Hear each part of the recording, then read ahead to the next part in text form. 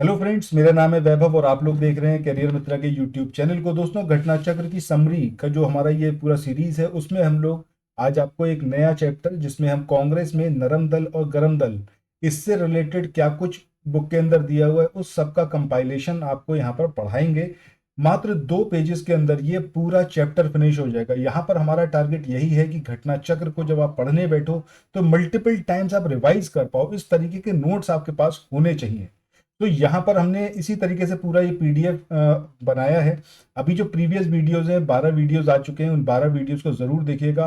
हर एक चैप्टर मात्र 2 या 3 पेजेस के अंदर पूरा फिनिश कर दिया है, जिसमें चैप्टर समरी उसके साथ में जितने एमसीक्यू दे रखे हैं वो भी कंप्लीट है। कुछ भी आपको पढ़ना नहीं पड़ेगा घटना चक्र से, बस इन पीडीएफ को मल्टीपल टाइम्स पढ़ते रहिएगा।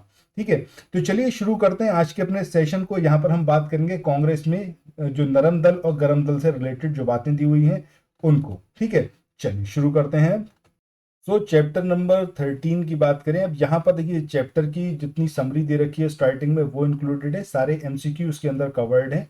सो एक भी बार आपको घटना चक्र की बुक को उठाने की जरूरत नहीं पड़ेगी। जितने भी हमारे ये वीडियोज हैं इनको आप बस देखते रहिए और अपने अगर आप नोट्स बनाना चाहें नोट्स बना सकते हैं। अदरवाइज अगर आपको ये पीडीएफ चाहिए तो इसके लिए आपको मात्र 99 रुपए का पेमेंट करना होगा, जिसमें आपको कंप्लीट इंडियन हिस्ट्री मिलेगी एकदम समराइज्ड वर्जन में। ठीक है, एक बार यहाँ पर आगे बढ़ने से पहले मैं आपको दिखा दूं कि किस तरीके से इसको यहाँ पर कंपाइल करा गया है। जो भी पर्टिकुलर टॉपिक है उस पर्टिकुलर टॉपिक के नीचे जितने भी इंपॉर्टेंट पॉइंट्स है, चाहे वो चैप्टर समरी में दे रखे हो, स्टार्टिंग में चैप्टर नोट्स जो हैं, इसके अलावा जो एमसीक्यू के अंदर दे रखा है, उन सबको उसी तरीके से प्रॉपरली यहाँ पर अरेंज करके आपको पढ़ाया जाएगा। सो कुछ भी आपको और करने की जरूरत नहीं पड़ेगी। बहुत कम टाइम में मात्र 15-20 मिनट के अंदर आप एक एक चैप्टर को फिनिश कर सकते हैं।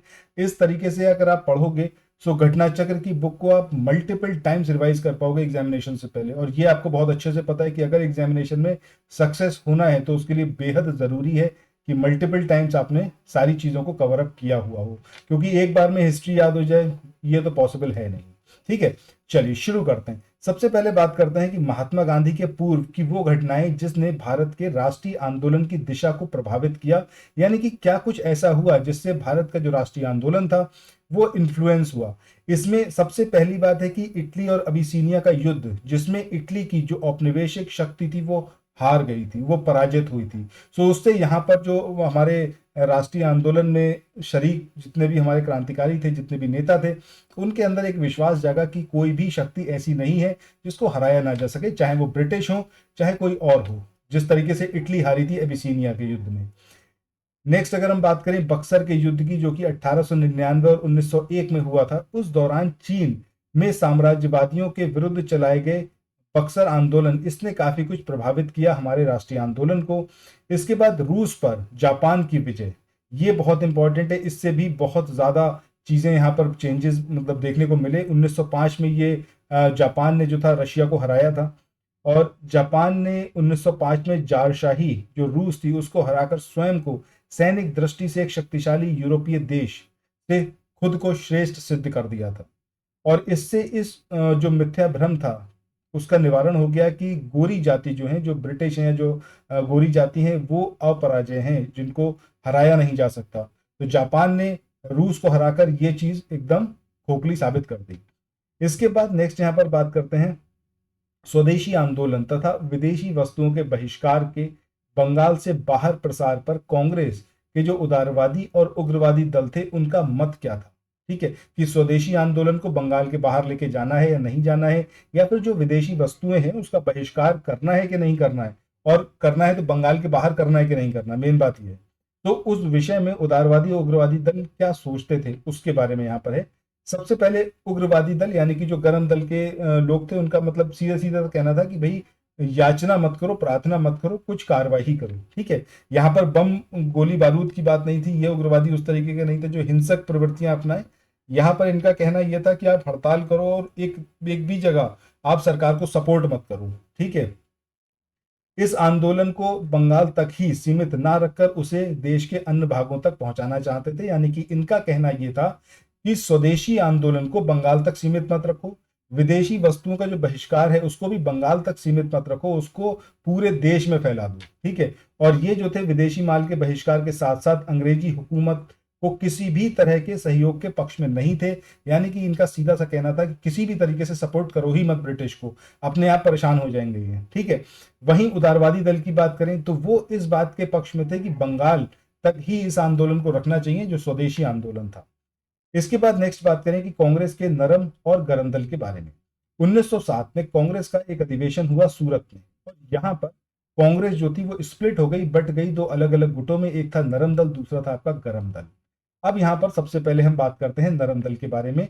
सो इस दल के जो नेता थे, इनकी आंदोलन की जो प्रमुख पद्धति थी वो क्या थी? राज वामबद्ध आंदोलन, यानी कि प्रशासन में भारतीयों की भागीदारी की मांग और जनता में राजनीतिक जागरूकता उत्पन्न करना, ये इनका बेसिक पर्पस था। ये चाहते थे कि धीरे धीरे भारत की जो जनता है वो राजनीतिक दृष्टि से जागरूक हो, उसको समझ में आए अपने अधिकार। तो उसके लिए जरूरी ये है कि एक तो जो भारतीय हैं वो प्रशासन में भागीदारी करें, और धीरे धीरे हम लोगों को एजुकेट करें पॉलिटिक्स के बारे में, उनके अधिकारों के बारे में। ये उदारवादी दल सोचता था। उदारवादी दल संवैधानिक आंदोलनों में, अंग्रेजों की न्यायप्रियता में, वार्षिक सम्मेलनों में भाषण देने में, प्रस्ताव पारित करने में और इंग्लैंड में शिष्टमंडल भेजने में विश्वास करता था। यानी कि ये हमेशा याचना और प्रार्थना वाली प्रवृत्ति के साथ रहते थे कि चलो ठीक है, अंग्रेजों के मतलब अगेंस्ट जो है वो संवैधानिक आंदोलन करते हैं, हम लोग जो है वार्षिक दृष्टि से बैठेंगे, एक अधिवेशन करेंगे, उसमें कुछ भाषण दिए जाएंगे, प्रस्ताव पारित किए जाएंगे, कुछ हम शिष्टमंडल भेजेंगे ब्रिटेन में, और वहां पर लोगों को बताएंगे कि भारतीयों की क्या समस्याएं हैं। इस तरीके से ये चाहते थे कि अंग्रेजों से जो है वो डील करा जाए।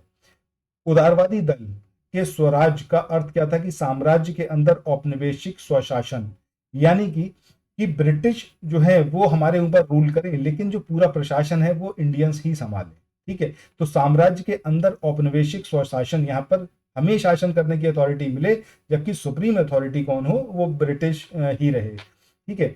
नरमपंथी नेताओं की बात करें, दादा भाई नौरोजी, फिरोज शाह मेहता, दीन शाह वाचा, व्योमेश चंद्र बनर्जी, इसके अलावा सुरेंद्र नाथ बनर्जी, ये वो प्रमुख नाम हैं जो कि नरमपंथी नेता कहलाते थे, जो कि नरमपंथी नेता थे। इस काल में कांग्रेस पर समृद्धशाली मध्यवर्गीय बुद्धिजीवियों का, जिसमें वकील, डॉक्टर, इंजीनियर, पत्रकार, इसके अलावा साहित्यिक व्यक्ति, ये सारे शामिल थे, और उन्हीं का उस पर अधिकार था कांग्रेस पर, ठीक है। मतलब बेसिकली कांग्रेस में जो पढ़े लिखे लोग थे, बुद्धिजीवी टाइप के लोग थे, वो सब उसके अंदर थे।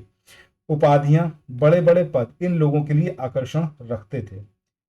कांग्रेस में आने वाले ये प्रतिनिधि बड़े बड़े नगरों से आते थे तथा जन साधारण से इनका कोई भी संपर्क नहीं था।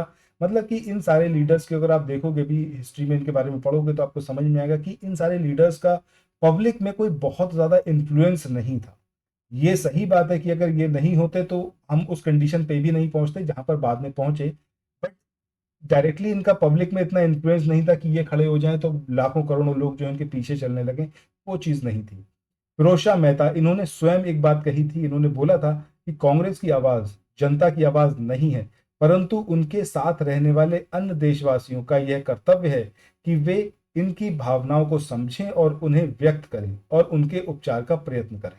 तो ये फिरोज शाह मेहता खुद भी ये बात समझते थे, इसीलिए उन्होंने बोला था कि कांग्रेस की आवाज का मतलब ये बिल्कुल भी नहीं है कि ये जनता की आवाज है, लेकिन ये बेहद जरूरी है कि जो लोग यहाँ पर हैं, मतलब लीड कर रहे हैं, उनको जनता के बारे में समझना चाहिए और उनकी जो भावनाएं हैं उसके बारे में मतलब अपने विचारों को व्यक्त करना चाहिए, उसी हिसाब से जो है वो ट्रीट करना चाहिए ब्रिटिश सरकार से। यहाँ पर बात करें गोपाल कृष्ण गोखले की, तो ये संभाव और मृदु न्यायप्रियता में विश्वास करते थे। मतलब कि ये एकदम, ये भी उदारवादी नेता ही थे, ठीक है। सो ये भी याचना और प्रार्थना में ही विश्वास करते थे। इन्हें पूर्ण विश्वास था कि देश का पुनरुद्धार जो है वो उत्तेजना के बवंडरों से नहीं हो सकता। यानी कि इनका साफ कहना था कि ऐसा नहीं है कि एक दिन में आप सोचो कि सब उखाड़ फेंकेंगे, सब कुछ बदल डालेंगे, तो ये पॉसिबल है नहीं। तो धीरे धीरे ही चेंजेस आएंगे, ये इनका कहना था। ये साधन और साध दोनों की पवित्रता में विश्वास करते थे, यानी कि कोई भी काम आप कैसे कर रहे हो वो बेहद जरूरी है उसके ऊपर सोचना कि क्या वो सही तरीका है या नहीं है, ठीक है। और इन्हीं के विचारों से प्रभावित होकर महात्मा गांधी इनके शिष्य बन गए थे। गोखले ने 1889 ईस्वी में सबसे पहले राजनीति में भाग लिया, ठीक है। पहली बार ये राजनीति में कब आए? 1889 में। 1897 में उन्हें और दीन शाह वाचा को भारतीय व्यय के लिए नियुक्त वेलवी आयोग, इसके सम्मुख साक्ष्य देने को कहा गया। तो यहाँ पर ये वेलवी आयोग के बारे में जरूर याद रखिएगा कि वेलवी आयोग में दो लोगों को बोला गया था कि आप जो है साक्ष्य प्रेजेंट करें। एक थे दीनशा वाचा और दूसरे थे गोपाल कृष्ण गोखले। 1902 की बात करें तो 1902 में बंबई संविधान परिषद के लिए और कालांतर में इंपीरियल लेजिस्लेटिव काउंसिल, इसके लिए चुने गए। नेक्स्ट इनके बारे में देखते हैं। 1906 के बाद भारतीय राजनीति में कांग्रेस के अंदर उग्रवादी दल के उदय के साथ साथ देश में क्रांतिकारी उग्रवादी दलों का आविर्भाव हुआ। इसके बाद बात करते हैं यहाँ पर गरम दल की। अब गरम दल के जो नेता थे, इनकी जो प्रमुख जो मांगे थी वो अनुकूलन प्रविघटन पद्धति की थी। यानी कि ये सीधे सीधे बोलते थे कि किसी भी प्रकार का सहयोग जो है वो करो ही मत, कहीं आपको झुकने की जरूरत नहीं है, ठीक है। उग्रवादी दल आक्रामक प्रतिरोध में, सामूहिक आंदोलन में, आत्म बलिदान के लिए दृढ़ निश्चय में ये विश्वास करते थे। इनका ये कहना था कि भैया बलिदान तो करना ही है तो बलिदान करो आप, ठीक है, और दृढ़ निश्चय के साथ सारी चीजें करो। इसके अलावा किसी भी प्रकार का ब्रिटिश को सपोर्ट मत करो, एकदम उनके लिए रास्ते सारे ब्लॉक कर दो, बिना हिंसक प्रवृत्ति अपनाए। इनके लिए स्वराज का अर्थ क्या था कि विदेशी नियंत्रण से पूर्ण स्वतंत्रता। यानी कि ये किसी भी हालत में नहीं चाहते थे कि हमारे ऊपर कोई सुप्रीम अथॉरिटी हो, मतलब हम खुद स्वतंत्र हों अपने डिसीजन लेने के लिए, अपनी पॉलिसीज को बनाने के लिए। भारतीय मुसलमान सामान्य रूप से उग्रवादी आंदोलन की ओर आकर्षित नहीं हुए, क्योंकि उग्रवादी नेता ये हिंदू अतीत को वापस लाने की बात करते थे। ये पॉइंट बेहद इंपॉर्टेंट है। जब हम इंडियन फ्रीडम स्ट्रगल के बारे में देखते हैं तो ये चीज आपने जरूर नोटिस करी होगी कि जब तक सारा देश एक साथ खड़ा नहीं हुआ, चाहे वो किसी भी कास्ट, किसी भी कम्युनिटी, किसी भी रिलीजन का हो, जब तक सारे लोग एक साथ नहीं आए, हमें आज़ादी मिलना बहुत मतलब पॉसिबल ही नहीं था, ठीक है, लगभग इम्पॉसिबल था अगर सारे लोग साथ नहीं आते। और इसीलिए महात्मा गांधी को बहुत ज्यादा क्रेडिट दिया जाता है, क्योंकि वो एक अकेली ऐसी पर्सनैलिटी थे कि वो जहां खड़े होते थे तो लाखों करोड़ों लोग उनके पीछे चलने को तैयार हो जाते थे, चाहे वो किसी भी मजहब के हों, किसी भी जाति, किसी भी संप्रदाय के हों।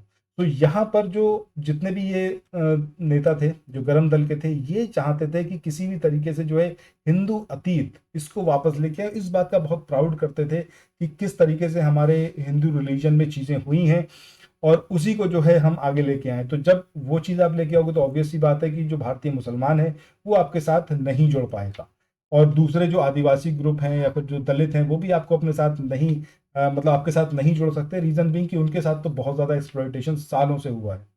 चलो आगे बात करें अरविंदो घोष की, तो इन्होंने कहा स्वतंत्रता हमारे जीवन का उद्देश्य है और हिंदू धर्म ही हमारे इस उद्देश्य की पूर्ति करेगा। तो यहाँ पर ये रिलीजन ये काफी इंपॉर्टेंस रखता था इन लोगों के लिए। राष्ट्रीयता एक धर्म है और यह ईश्वर की देन है। तो ये सारी चीज किसने कही थी? अरविंदो घोष ने। अच्छा ये स्टेटमेंट जरूर याद रखिएगा क्योंकि स्टेटमेंट वाइज पूछा जाता है कि ये पर्टिकुलर स्टेटमेंट किसने दिया है। उग्रवादी विचारधारा के चार प्रमुख नेता थे, बाल गंगाधर तिलक, लाला लाजपत राय, विपिन चंद्र पाल और अरविंदो घोष। इसके अलावा बात करें लाला लाजपत राय, बाल गंगाधर तिलक और विपिन चंद्र पाल, ये तीनों थे जिनको लाल बाल पाल मतलब ये एक संज्ञा इन लोगों को दी गई थी, ठीक है। मतलब इनके जो नेम थे उनके स्टार्टिंग के अगर आप देखोगे तो लाला लाजपत राय से लाल निकल गया, ठीक है। वहीं अगर हम इनकी बात करें बाल गंगाधर तिलक की तो यहाँ से पाल, और विपिन चंद्र पाल की बात करें तो यहाँ से पाल। तो इस तरीके से लाल बाल पाल, ठीक है, इस तरीके से ही जाने जाते थे। इन नेताओं ने स्वराज्य प्राप्ति को ही अपना लक्ष्य घोषित किया था या फिर लक्ष्य बनाया था। अब यहाँ पर एक एक करके इन लोगों के बारे में बात करते हैं। सबसे पहले बाल गंगाधर तिलक के बारे में बात करें तो इन्होंने क्या कहा? इन्होंने बोला कि हमारा उद्देश्य आत्मनिर्भरता है, भिक्षावृत्ति नहीं है। यानी कि हम आपसे जो भीख में आज़ादी नहीं चाहिए, ये हमारा हक है और ये हमें चाहिए ही चाहिए, और हमें जो है आत्मनिर्भर बनना ही है उसके लिए। उन्होंने कांग्रेस पर प्रार्थना, याचना और विरोध की राजनीति करने का आरोप लगाया। इनके नेतृत्व में अगर हम बात करें तो कांग्रेस की जो प्रार्थना और याचना की नीति थी वो समाप्त हो गई थी। उग्र विचारधारा वाले नेताओं ने कांग्रेस के बारे में नकारात्मक टिप्पणियां की, क्योंकि कांग्रेस की पॉलिसी और इनकी विचारधारा में जमीन आसमान का डिफरेंस था। तिलक ने भारतीय राष्ट्रीय कांग्रेस को याचना संस्था ये संज्ञा दी थी, और तिलक ने नारा दिया, तो राज्य मेरा जन्मसिद्ध अधिकार है और मैं इसे लेकर रहूंगा। और ये बंगाल विभाजन के विरोध में चलाए गए स्वदेशी आंदोलन के प्रमुख नेता थे। इसके अलावा बात करें तो तिलक सेवा और बलिदान में विश्वास करते थे। उनके प्रयासों की वजह से जो है कांग्रेस सरकार की प्रशंसा करने वाली संस्था से बदलकर सरकार की आलोचक संस्था बन गई थी। सर वैलेंटाइन शिरोल की बात करें तो उन्होंने तिलक को क्या बोला था? शांति का जन्मदाता, भारत में अशांति का जन्मदाता, ये सर वैलेंटाइन शिरोल ने बोला बाल गंगाधर तिलक के लिए। तिलक शिरोल पर मानहानि का मुकदमा चलाने के उद्देश्य से इंग्लैंड गए थे, क्योंकि जो शिरोल थे उन्होंने ये चीज बोली थी इनके लिए, तो इन पर मानहानि का जो मुकदमा था वो दायर करने के लिए इंग्लैंड गए, लेकिन वो मुकदमा हार गए। लेकिन इसका जो है उचित प्रभाव भी हुआ। ब्रिटिश सरकार ने तिलक को पुणे के असिस्टेंट कलेक्टर रेंड इसकी हत्या के मामले में अभियुक्त बनाया था। तिलक को दोषी पाया गया, उन्हें 18 महीने का कठोर कारावास जो था उसकी सजा सुनाई गई। जब वे जेल से बाहर आए तो वे एक राष्ट्रीय नायक के रूप में उभर चुके थे। तिलक के राष्ट्रवादी कार्यों के कारण उन्हें लोकमान्य की उपाधि दी गई। तिलक की सजा सुनाए जाने के पश्चात मैक्स मूलर, उन्होंने दया की वकालत की थी। उसका मेन पर्पस ये था कि वो ये जानते थे कि तिलक जो है संस्कृत के एक बहुत बड़े विद्वान हैं, और इसी वजह से मैक्स मूलर चाहते थे कि जो है उनको इस सजा में माफी मिलनी चाहिए। तो यही एक मेन रीजन था जिसकी वजह से मैक्स मूलर चाहते थे कि तिलक को जो है उनकी सजा में माफी होनी चाहिए। 1908 की बात करें तो तिलक को केसरी में प्रकाशित लेखों के आधार पर राजद्रोह का मुकदमा चलाकर 8 वर्ष के कारावास की सजा देकर मांडले जेल वर्मा यहां पर भेजा गया था। कितने साल की सजा मिली? 8 साल की। कहां भेजा गया? मांडले जेल। कब? 1908 में। रीजन क्या था कि केसरी में उन्होंने जब लेख प्रकाशित किए थे उस वजह से उनके ऊपर राजद्रोह का मुकदमा चलाया गया। तिलक की बात करें तो ये सांप्रदायिकतावादी नहीं थे। उन्होंने धर्म का राजनीतिक अस्त्र के रूप में प्रयोग तो किया, परंतु इसका उद्देश्य सांप्रदायिकता नहीं बल्कि जनजागरण था। वे प्रथम राष्ट्रवादी नेता थे जिन्होंने जनता से निकट का संबंध स्थापित करने का प्रयत्न किया, और इस दृष्टि से वो महात्मा गांधी के अग्रगामी थे। और इस उद्देश्य से उन्होंने अखाड़े बनाए, लाठी क्लब बनाई, गौहत्या विरोधी जो सभाएं थी वो स्थापित की। उन्होंने महाराष्ट्र में शिवाजी महोत्सव और गणपति पर्व ये आरंभ किया ताकि जनता में राष्ट्र सेवा इसकी भावना को जागृत किया जा सके। आगे बात करते हैं। 1 अगस्त 1920 यहां पर तिलक की डेथ हो जाती है, और उनकी अर्थी को महात्मा गांधी के साथ जो है वो मौलाना शौकत अली और डॉक्टर सैफुद्दीन किचलू इन्होंने उठाया था। ये क्वेश्चन पर्टिकुलरली पूछा गया है यूपीपीसीएस में, सो याद रखिएगा। इसके बाद आगे बात करें तो मौलाना हसरत मोहानी ने उस समय जो है शोक गीत गाया था। चलो, इसके बाद नेक्स्ट आते हैं हमारे लाला लाजपत राय, शेरे पंजाब, पंजाब केसरी, ये इनको कहा जाता है, इनके अन्य नाम है या फिर ये इन्हें उपाधियां एक तरीके से दी गई हैं। और ये भारतीय राष्ट्रीय कांग्रेस में गर्म दल के नेता और पूरे पंजाब के प्रतिनिधि थे। लाला लाजपत राय ने इटली के क्रांतिकारी जो राष्ट्रपिता थे मैजनी, उनके जीवन वृत्त को पढ़ने के बाद उन्हें अपना राजनीतिक गुरु माना था। सो लाला लाजपत राय ने किसको अपना राजनीतिक गुरु माना? मैजनी को। और बाद में उन्होंने मैजनी की उत्कृष्ट रचना ड्यूटीज ऑफ मैन इसका उर्दू में ट्रांसलेशन भी किया था। 1907 में 6 महीने के निर्वासन के दौरान कुछ समय के लिए अमेरिका में रहे और प्रथम विश्व युद्ध के दौरान वापस लौटे थे। ये राजनीतिज्ञ के साथ साथ लेखक भी थे। इन्होंने भगवान कृष्ण, शिवाजी, दयानंद सरस्वती, मैजनी, गैरिबॉल्डी की संक्षिप्त जीवनियां भी लिखी। Unhappy India, the story of my deportation उनकी जो रचनाएं प्रमुख हैं। इसके अलावा 17 नवंबर 1928 इसको साइमन कमीशन के विरोध के दौरान लाठीचार्ज में लाला लाजपत राय ये घायल हुए, उसके बाद जो है इनकी डेथ हो गई। इसके बाद नेक्स्ट यहाँ पर बात करते हैं अरविंदो घोष की। सो ये स्वदेशी आंदोलन जो कि बंगाल के विभाजन के विरोध में चलाया गया था उसके प्रमुख नेता थे। 1893-94 में अपने एक लेख में इन्होंने कहा कि कांग्रेस श्रमिक वर्ग से दूर है, अराष्ट्रवादी है और पूर्णतः असफल रही है, तथा इसकी शासकों के अप्रसन्न होने के भय से स्पष्ट न कहने की नीति का उन्होंने कायरता की संज्ञा दी। इन्होंने ये बोला कि ये जो कांग्रेस के जितने भी लोग हैं ये जो है कायर हैं। क्यों वो कहा कायर है? क्योंकि ये जो है इस बात से हमेशा डरते हैं कि ब्रिटिश शासक जो है कहीं अप्रसन्न ना हो जाए। इसके बाद नेक्स्ट बात करें तो इनके अनुसार कांग्रेस जो है वो क्षय रोग से मरने वाली है, ये इन्होंने बोला था। नेक्स्ट अलीपुर षड्यंत्र केस, इसमें इनका नाम भी इन्वॉल्व हुआ था। 1908 में पुलिस द्वारा मणिक तल्ला जो उद्यान था वहां पर छापा मारा गया और 34 लोगों को गिरफ्तार किया गया। उनमें से ये भी शामिल थे, यानी कि अरविंदो घोष। सभी के ऊपर अलीपुर षड्यंत्र केस के तहत मुकदमा चला। अरविंद घोष को 1 साल की सजा हुई, किंतु बाद में साक्ष्य के अभाव में उन्हें छोड़ दिया गया। कालांतर में वे क्रांतिकारी क्रियाकलापों से अलग होकर सन्यासी बन गए और पौंडीचेरी चले गए।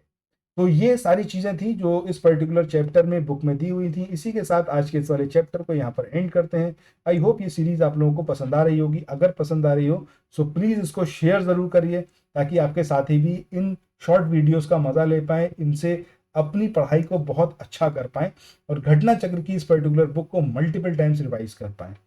उसके अलावा अगर आप लोग पीडीएफ लेना चाहते हैं तो इसके लिए 9027281376 इस नंबर पर आप व्हाट्सएप या फिर टेलीग्राम के थ्रू मुझसे संपर्क कर सकते हैं और मात्र 99 रुपए के पेमेंट के साथ आप जो है ये पूरी पीडीएफ ले सकते हैं। तो थैंक्स फॉर वॉचिंग, मिलते हैं नेक्स्ट वीडियो में, बाय बाय।